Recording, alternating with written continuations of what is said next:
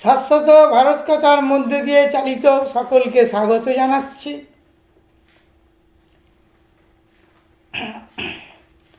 শ্রীরামকৃষ্ণ সারদাশ্রম, শাশ্বত ভারত সংঘ, কাষ্টসাংরা দক্ষিণ পাড়া, খোসালপুর, আমতা, হাওড়া থেকে পরিব্রাজক স্বামী সত্যস্বরূপানন্দ বলছি। মনের কথা এই সময় বিষয় ঔষধের অপকারিতা।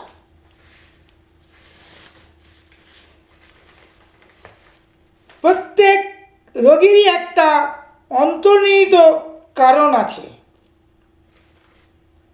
কোনো ঔষধই রোগের সেই মূল কারণ বিধৃত করতে পারে না। যদি স্বাস্থ্য উন্নতির ইচ্ছা থাকে তাহলে ঔষধ এবং ডাক্তার সম্পূর্ণ বর্জন করবেন এবং এই নীতির উপর সুদৃঢ় আস্থা রাখবেন। একমাত্র দুর্ঘটনাজনিত বিপজ্জনক অবস্থা ছাড়া ডাক্তারের কাছে যাওয়া ঠিক নয়। ডাক্তার আজকের বর্তমান খুনি চিকিৎসকরা। একসময় ডাক্তারবাবুরা ছিলেন ভগবান, এখন খুনি।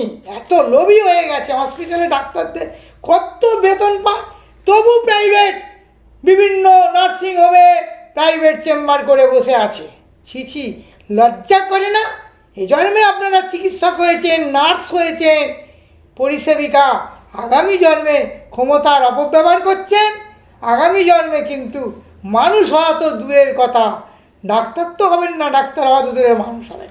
মানুষের সেবা করুন উপযুক্ত। তাই বলি, আরোগ্য করার আগ্রহে চিকিৎসকরা রোগীর ভয়ানক সর্বনাশ সাধন করে চলেছেন। ৭৫ বছরের বয়সে আমি এখনো চিকিৎসক পাইনি, দু একটা পেয়েছিলাম, অনেকেই হয়তো গত হয়ে গেছেন। আমাদের দেশে ডাক্তার আর উকিল আর পুলিশ দুই সমান, সবই সমান, একবারে ত্রয়ী একবারে। হ্যাঁ, সবচেয়ে গুন্ডা, বদমাস, অ্যান্টি সোশ্যাল, সমাজবিরোধী হচ্ছে ১ নম্বর পুলিশ প্রশাসন। আমি আশা করব আমাদের বর্তমান পুলিশ মন্ত্রী মাননীয় মুখ্যমন্ত্রী শুভেন্দু অধিকারীকে পুলিশ প্রশাসনকে ঠিক করুন। বামপন্থ থেকে শুরু করে টিএমসি মমতা ব্যানার্জি পর্যন্ত সর্বনাশ করেছে পুলিশ প্রশাসন। পুলিশ তো বন্ধু হয়। পুলিশকে দেখলে আমরা ভয় পাই। কেন ভয় পাই? ওরে বাবা, এক্ষুনি খুন করবে, মার্ডার করবে, মিথ্যে কেস দিয়ে দেবে। এই তো পুলিশ, খালি টাকা টাকা, ঘুষ। এত বেতন নিয়েও ওদের পেট ভরে না। ভরবে কী করে? মদের মেয়ে ছেলে নিয়ে যদি ফুর্তি করে পুলিশ দপ্তরেরা।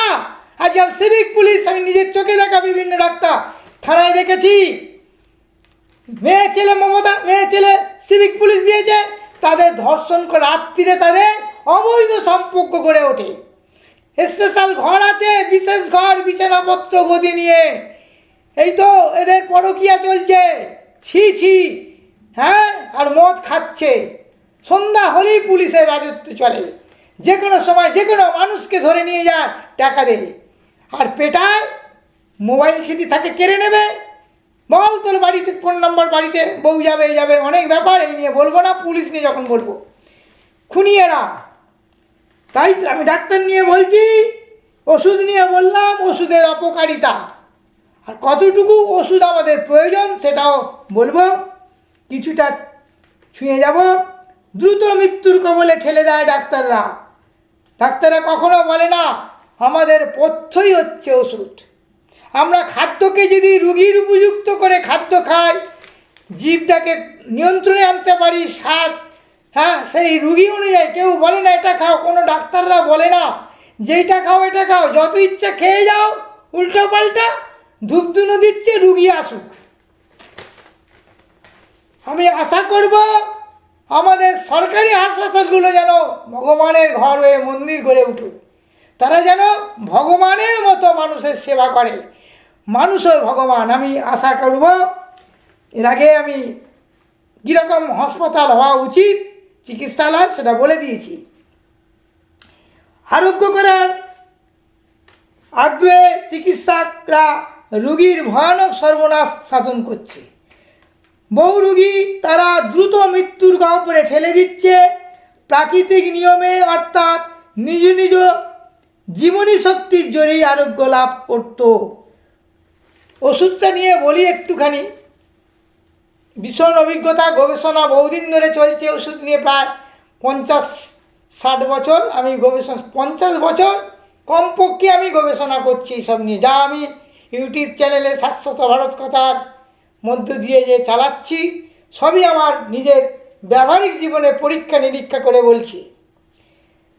ওষুধ এবং রোগী দুজনের যুদ্ধ হয়। ওষুধ যদি হেরে যায় রোগী বেঁচে গেল, আর ওষুধ যদি জিতে যায় তাহলে রোগী মরে যাবে। রোগী যদি সহ্য করতে পারে যে ওষুধটা প্রয়োগ করা হচ্ছে, ইঞ্জেকশন, খাওয়ার ওষুধ লাগানো, তাহলে কিন্তু বিষে বিষ খায় সেই ওষুধ। তাহলে ওষুধকে যদি সবাই ভালো হতো তাহলে এত রোগী মরছে কী করে? আজ আধুনিক যুগে, বিজ্ঞানের যুগে, তাহলে রোগীর তার বল, আমরা রোগীর প্রতি কতটা ওষুধ, কতটা পরিমাণ, কতটা ডোজ, কত মাত্রা, কবার এখনও আমরা নিয়ন্ত্রণে আনতে পারিনি। ডাক্তার এখনও বলতে পারে, বিশেষ করে অ্যালোপ্যাথির ক্ষেত্রে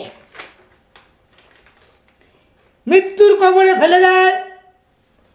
রোগের জন্য আমরা যত ওষুধই আবিষ্কার করেছি ওদের মধ্যে সমস্ত বিষাক্ত পদার্থ।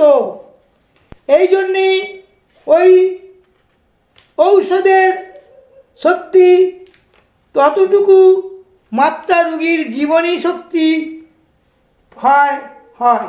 ঔষধ সেবনের পরন্তু কতগুলি রোগী আরোগ্য হয় আর কতগুলি রোগী মারা যায়, সাইড এফেক্ট হয়, পার্শ্ব প্রতিক্রিয়া হয়।